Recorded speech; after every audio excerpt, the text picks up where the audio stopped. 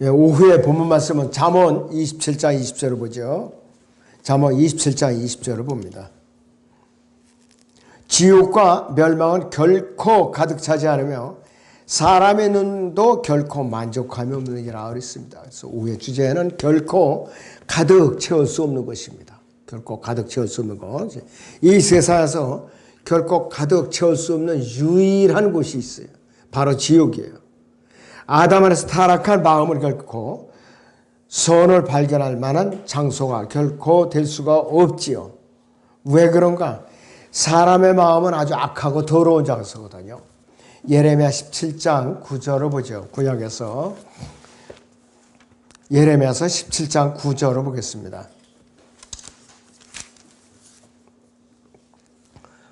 마음은 만물보다 거짓되고 심히 악하니 누가 그것을 알 수 있으리요 그랬습니다. 사람의 마음보다 악한 것이 없어요. 사람의 마음보다. 그 다음에 이것도 마가복음 7장을 제가 잠깐 보겠습니다.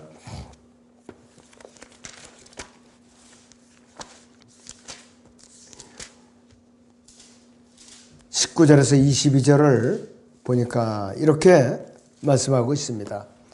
이는 그것이 사람의 마음속으로 들어가는 것이 아니기 때문이라 배로 들어가서 뒤로 나오는 모든 음식은 깨끗하지 아니하냐고 하시더라. 또 말씀하시길 사람에게서 나오는 것이 그 사람을 더럽게 하느니라. 이는 속에서 즉 사람들의 마음에서 나오는 것은 악한 생각과 간음과 음행과 살인과 도둑질과 탐욕과 악의와 서기와 방탕함과 악한 눈과 하나님을 모독함과 교만과 어리석기 때문이니 이런 모든 악한 것은 속에서 나와 그 사람을 더럽히느니라 하고 하시더라 그랬습니다. 사람의 입으로 먹고 대변으로 나오는 배설물은 깨끗하다고 그랬어요. 오히려 깨끗하다고. 근데 모르는 사람들은 배설물을 가장 더럽게 여기잖아요. 근데 그거보다 더 더러운 게 사람의 마음이에요. 이게 타락한 사람의 마음. 아담에서 타락한 이 마음은 예수 그리스도를 개인의 구세주로 믿고 구원을 받아서 마음으로 정결케 되기까지는 세상에서 일어나는 모든 문제의 근원이에요. 바로. 그럴 때 본문에서와 같이 잠언 27장 20절에서와 같이 27장 20절에서와 같이 지옥과 멸망은 결코 가득 차지 않으며 사람의 눈도 결코 만족함이 없느니라. 이렇게 무서운 경고를 하고 있어요. 그리고 잠언 15장 11절에서도 지옥과 멸망이 주 앞에 있거늘 그랬어요. 지옥과 멸망이 주 앞에 있거늘 하물며 사람의 자손들의 마음들이야 더욱 그렇지 않겠느냐 그랬습니다. 사람의 자손들이 마음들이라고 그랬어요. 이 마음들이요.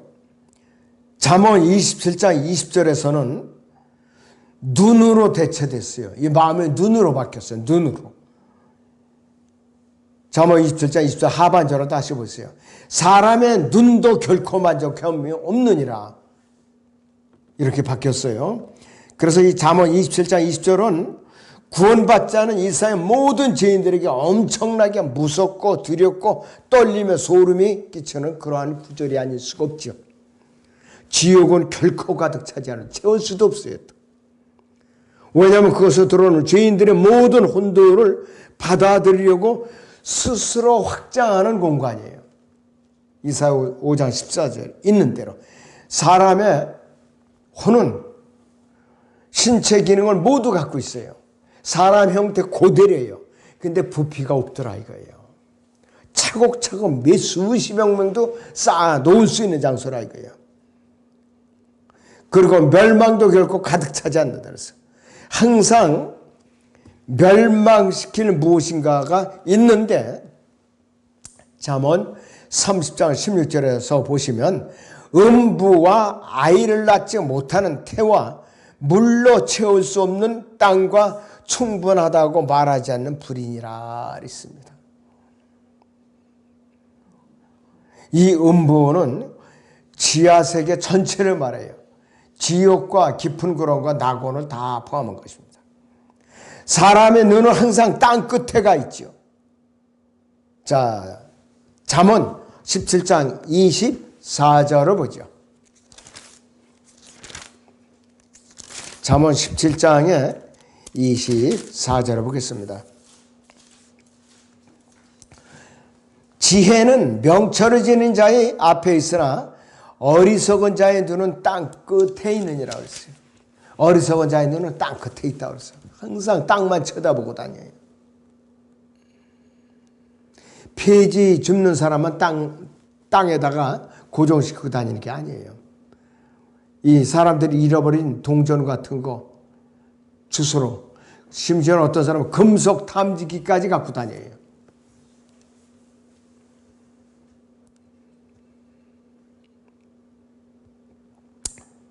그래서 이것조차도 양에 차지 않으면 사람은 우주로 눈을 돌려요. 그러니까 지금 우주 경쟁 시대예요. 이 우주 공간 안에는 5만에서 거의 7만에 가까운 인공위성이 떠돌고 있어요. 서로 인공위성끼리도 서로 충돌하기 직전이에요. 지금 너무나도 많아가지고. 불만족은 전도서의 위대한 주제라고 그럽니다. 전도서의 위대한 주제 중에 하나가 불만족이에요. 바로. 아담 안에서 타락한 인간의 먼저 첫째는 채워지지 않는 식욕이 있어요. 채워지지 않는 식욕. 전도서 6장 7절을 봅니다. 잠언 다음에 전도서 6장의 7절을 봅니다.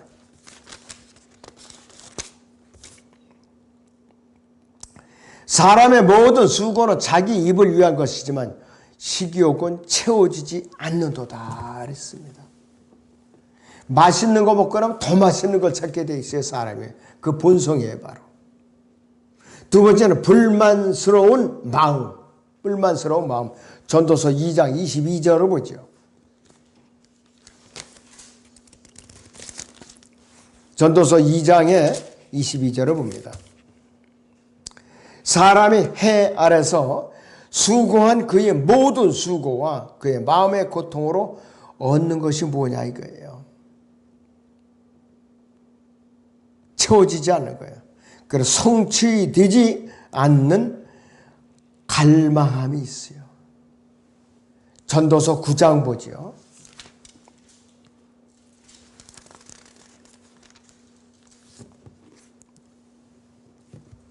자, 1절부터 보죠. 이 모든 것을 내가 내 마음에 생각하고 이 모든 것을 선포하였나니 곧 의인과 현명한 사람과 그들이 이 일이 사람 하나님의 손 안에 있다는 것이라.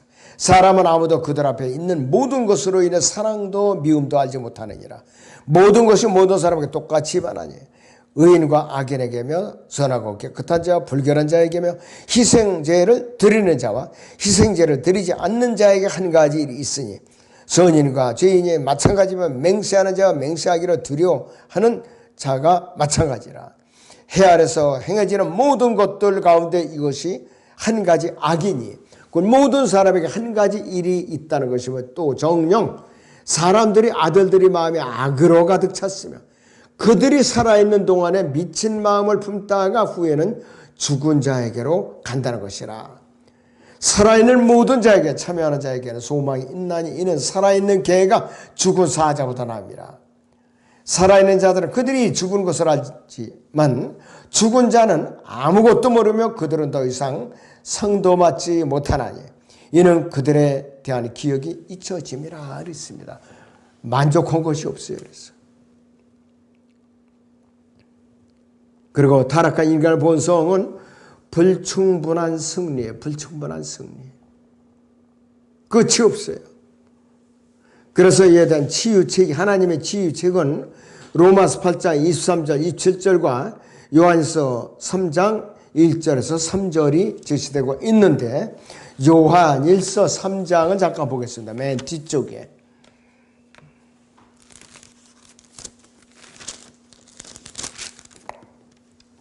좋아, 요한일서 3장 1절부터 3절까지 보겠습니다. 보라, 하나님께서 어떠한 사랑을 우리에게 주셔서 우리를 하나님의 아들들이라 불리게 하셨는가. 그러므로 세상이 우리를 알지 못하나니 이는 세상이 그분을 알지 못했기 때문이라. 사랑하는 자들아, 이제는 우리가 하나님의 아들들이라. 우리가 어떻게 될 것인지는 아직 나타나지 아니하였으나 그가 나타나시고 그분께서 나타나시면 우리가 그분과 같이 되리라는 것을 아노니 이는 우리가 그분 그대로 그분을 볼 것이기 때문이라. 그분 안에서 이 소망을 가지는 사람은 누구나 그분이 정결하신 것처럼 자신을 정결케 하느니라. 이렇게 말을 하고 있어요.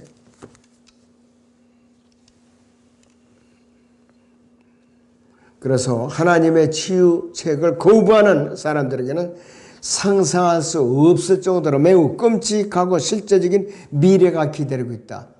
백보자 심판서에서 불못이 기다리고 있다. 이것이 바로 즉 결코 만족을 얻지 못하는 끝없는 멸망이 결정될 거라 이것이에요.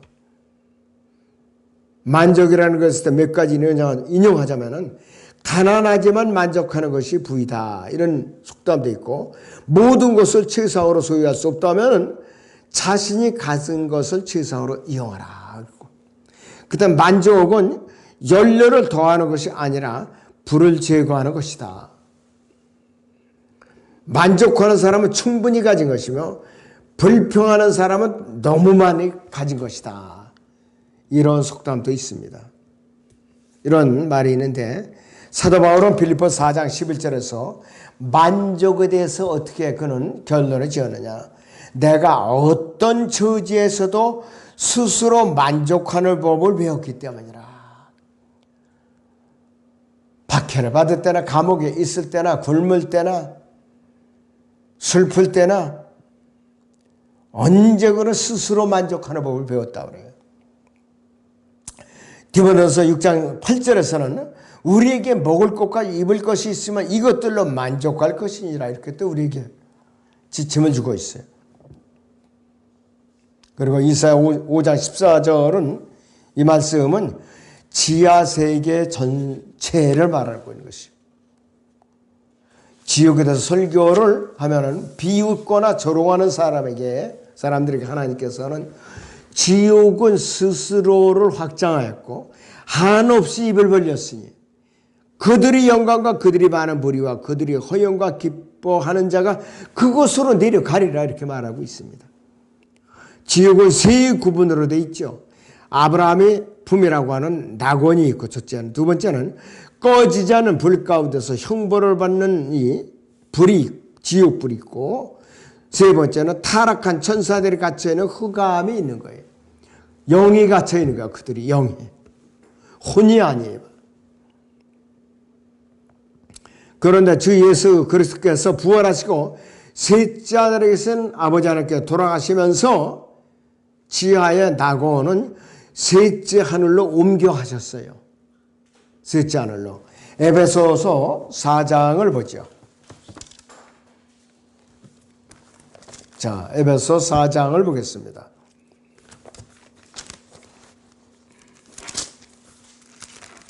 8절부터 10절까지 봅니다. 그러므로 말씀하시기를 그가 위로 올라갔을 때에 사로잡힌 자를 사로잡아갖고 사람들에게는 은사들을 주셨다고 하셨느니라. 따라서 그가 올라갔었다는 것은 그가 땅에 더 낮은 부분으로 먼저 내려갔었다는 것이 아니고 무엇이냐. 내려갔었던 그가 모든 하늘들 위로 올라가신 바로 그분이니 그가 모든 것을 충만케 하시려 함이니라 그랬습니다.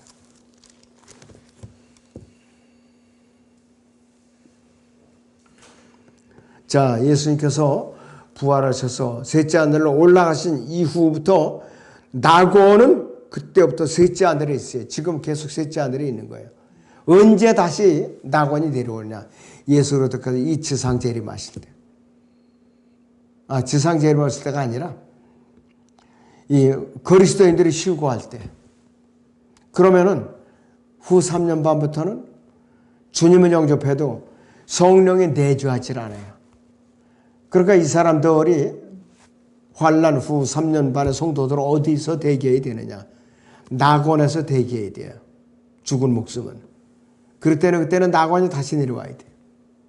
그래서 굉장히 환난 성도들이 힘든 거라 이것이.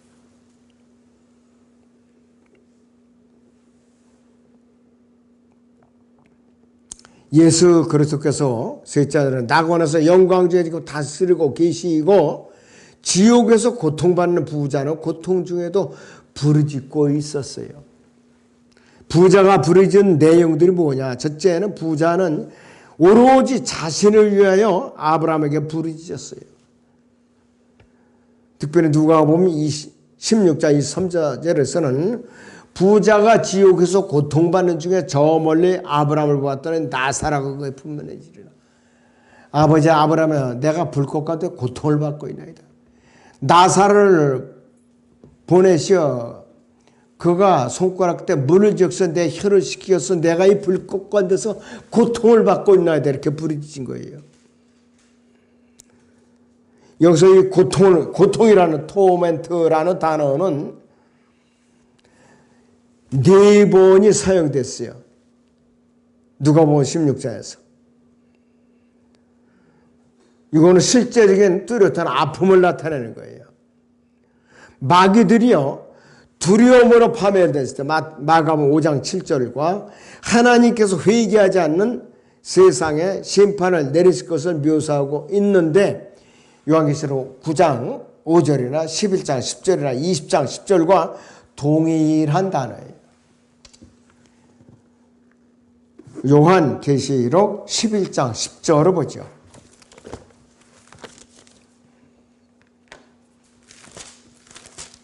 요한계시록 11장 10절을 봅니다.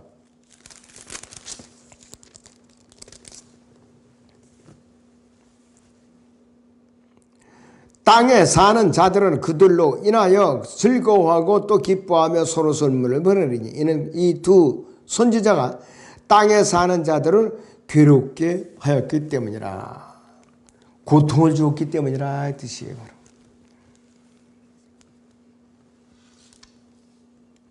하나님께서는 직접적으로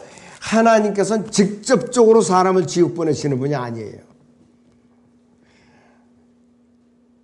왜 죄인들이 지옥을 가는가? 하나님의 부르심을 고의적으로 거부하고 하나님의 아들을 믿지 않는 이유로 스스로 지옥에 알아서 찾아가는 거예요. 그들은. 요한복음 3장 36절을 보죠.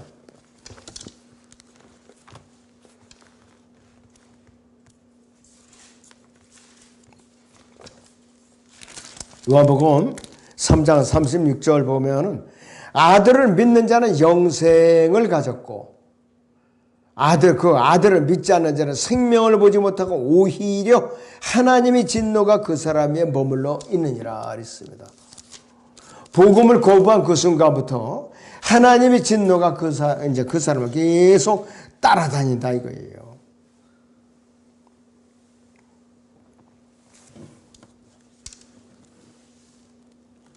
굉장히 엄중한 그러한 경고예요. 아브라함이 부자의 부르짖음에 대해서 들어줄 수 없는 두 가지 이유가 있습니다. 첫째 이유는 부자는 이 세상에 살았을 때 좋은 것을 받았고 풍부하고도 현세적인 축복을, 세상적인 축복을 넘치도록 받았죠.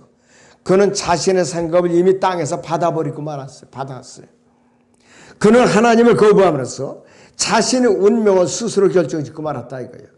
그리고 이제는 그의 성격도 운명도 결코 변경할 수 없는 지옥 형벌을 받고 있다. 갇혀 있어요. 두 번째 이유는 나사로는 위안을 받는 자리를 떠날 수 없었고 또 고통을 받는 장소로 잠깐이라도 건너올 수도 없었다. 왜냐? 이 두 사이에는 깊은 구렁이 가려막히 있기 때문에 왕래가 불가능한 것이요. 지옥과 낙원 사이에. 자, 둘째 부자는 자기 형제들이 그곳에 오지 않게 해달라고 부르짖었어요. 자기 형제들이. 자, 누가복음 16장 잠깐 봅니다.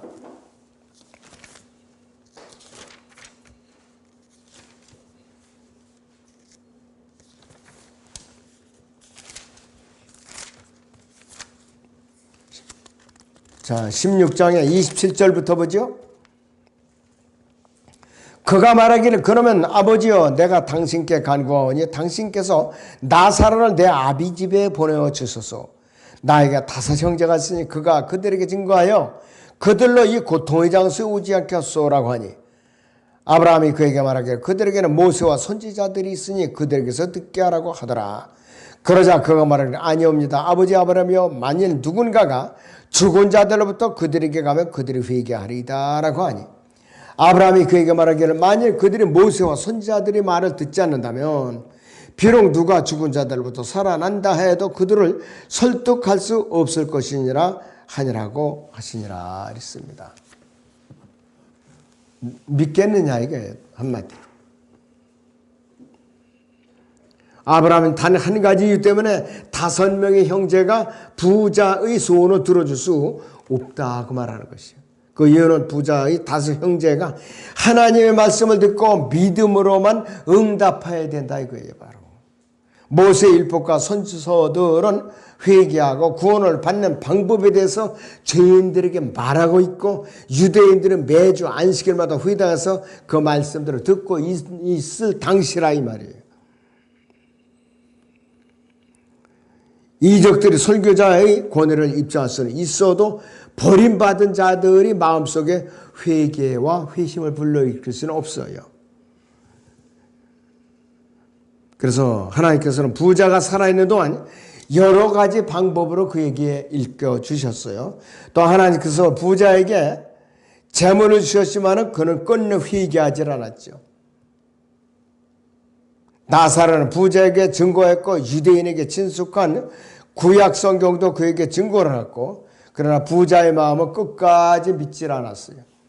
나사로가 먼저 죽었다는 사실은 부자도 언젠가는 죽게 된다는 강력한 증거였었어요. 그리고도 못 깨달은 거예요. 그래서 자신의 눈앞에 죽음이 서 있을 때까지도 어리석은 부자의 완악한 마음은 변함이 없었죠. 부자는 지옥에서 고통을 받고 있었음에도 불구하고 변화가 된 게 없어요. 오로지 자기 형제들. 그는 아직도 자기 중심적인 죄인이었고 그는 지옥에서 울부짖었지만은 어디까지나 자신의 위안과 자기 가족이 안전만을 위해서 부르짖고 있었던 거죠. 그래서 이 어리석은 부자는 다른 버림받은 죄인들에게 관심을 기울일 수 몰랐고 또 그의 유일한 관심은 5 형제들이었고 그는 하나님의 뜻에 순종하는 대신 오히려 하나님과 논쟁을 한 거예요. 논쟁. 이것은 버림받은 죄인들에 대한 징벌이 그들을 교정시킬 수 없다는 사실을 가르쳐주고 있어요. 즉 지옥 형벌은 그들을 개선시키는 것이 아니에요. 교정이 되지 않는 것이에요. 바리새인들은 확실히 모세와 선지자들이 구약 성경을 알고 있었고 그들은 알면서도 그들을 행하지 않았기 때문에 더 큰 책임과 비난은 면치 못할 거라 이것이 앞으로. 그들은 알면서도 그들을 행하지 않았기 때문에 더 큰 책임과 비난을 면치 못할 것인데 우리는 그가 부자라는 이유만으로 저주받지 않았고 나사로는 그가 가난하다는 이유만으로 구원받지 않았다는 사실을 명심을 해야 돼요. 아브라함은 부자죠. 상당히 부자였어요. 근데 구원받았다 이게요. 아브라함은 매우 부유한 사람이었지만 지옥에서 고통받지 않았고 부자는 자신의 재산을 신뢰한 거예요. 예수 그리스도를 믿지 않은 것이요. 죽어서 지옥에 간 죄인들의 기도는 결코 응답이 될 수가 없다. 이런 이유 때문에. 누가복음 16장 29절에서 그들은 왕국의 자손들이에요. 왕국의 자손들. 교회 시대에 예수 그리스도를 거부하는 바로 유대인들을 말하는 것이에요. 비록 하나님의 선민일지라도 이들은 지옥에 가게 되는 것이에요. 이러한 이유로. 자, 왕국의 자손들의 유대인들이 죽은 자들로부터 살아서 돌아온 사람이 있었을지라도 믿질 않았죠. 근데 대표적으로 살아 돌아온 사람이 누구냐? 주 예수 그리스도 그분이에요. 더군다나 예수 그리스도께서 승천하신 이후에 허물과 죄들 가운데 죽어 있었던 죄들 가운데 구원받고 성도로 거듭난 그리스도인 증인들이 직접 복음을 전했을지라도 수많은 유대인들과 이방인 죄인들은 회개하지 않았다. 지금도 마찬가지. 자, 주 예수 그리스도께서요, 마가복음 8장 36절에서 사람의 온 천하를 얻고서도 자신의 홀을 잃는다면 무슨 이익이 있겠느냐. 아무리 내가 물질을 많을까 권력을 잡고 했을지라도 자신의 홀을 잃는다면, 구원받지 않았다면 무슨 소용이 있겠느냐 이거예요. 그래서 하나님을 대적하고 있는 아담에서 타락한 이 세상의 모든 죄인들의 응답은 무엇인가? 마지막 심판은 이러한 사항들을 모두 충족시킬 거예요. 죄인들은 자신의 행위에 대한 모든 기록에 직면해 두려움이 있는데 광활한 우주 공간의 백보자 심판석이 펴져질 때, 자, 하나님의 면전했죠. 그때도 예수 그리스도께서 소셔요. 그들이 비밀스러운 모든 것들을 포함한 전 생애가 노출되는 재앙을 직면하게 되는 거예요. 자, 로마서 2장 16절을 봅니다. 로마서 2장 16절을 보죠.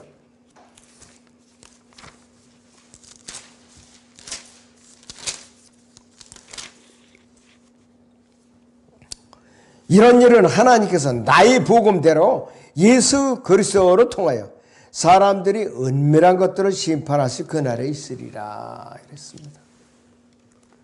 감출 수가 없어요. 그들이 몸에서 더러운 걸레들이 벗겨지고 벌거벗은 채 하나님 앞에 서게 되는 재앙이라 이거예요. 거룩하시고 완전하신 분이 기준을 충족하지 못하는 모든 여기서 삶과 행위의 종착역은 지옥 형벌이더라 이것이 바로. 그들이 죄값을 지불하는 유일하고도 정당한 방법은 그들을 스스로가 영원한 재물이 되는 것을 깨닫는 고난이 있는 거예요. 고난. 그리고 마지막으로 지옥 자체의 고통이 있는데 죄인들은 영원한 형벌 여기서 들어가서 스스로가 혼의 고통을 받는 제물이 되는 거예요. 갈보리 십자가에서 육신을 입으신 하나님의 대속적인 희생을 거부한 모든 죄인들은 가장 어리석은 자들, 가장 구원받지 못한 이 세상 모든 죄인들은 제 아무리 부귀와 명예와 건강을 자랑할지라도 그들이 주 예수 그리스도를 거부해서 구원받지 않은 상태에서는 결코 만족할 줄 모르는 영원토록 꺼지지 않는 지옥불에 들어가서 고통당할 길을 피할 방법이 없는 거예요. 복음을 거부한 그 순간부터 하나님의 저주가 그 사람을 따라다닐 때, 그 사람을 따라다녀요. 피할 수가 없어요. 요한복음 3장 19절을 보죠. 요한복음 3장 19절.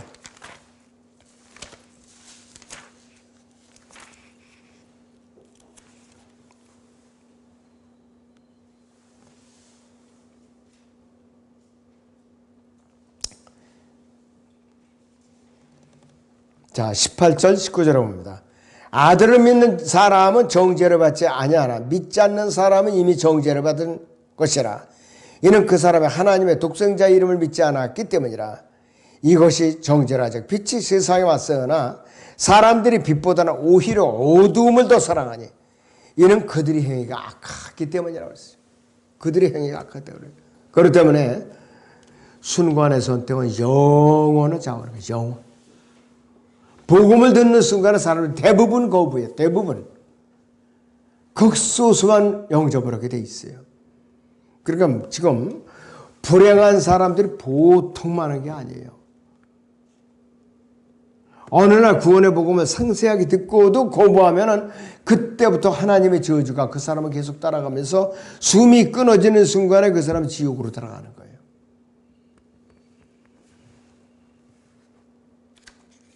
그렇기 때문에 지옥은 결코 가득 채울 수가 없어요. 아무리 많은 사람들 염려하지 말아요. 얼마든지 집어넣을 수가 있다 이거예요. 그래서 지옥에 대한 설교도 많이 해야 되고 전하는 것도 꾸준히 많이 해야 돼요. 한 사람이라도 이제 영원한 또는 이제 생명을 얻는데 우리는 최선을 다해야 됩니다. 기도하겠습니다.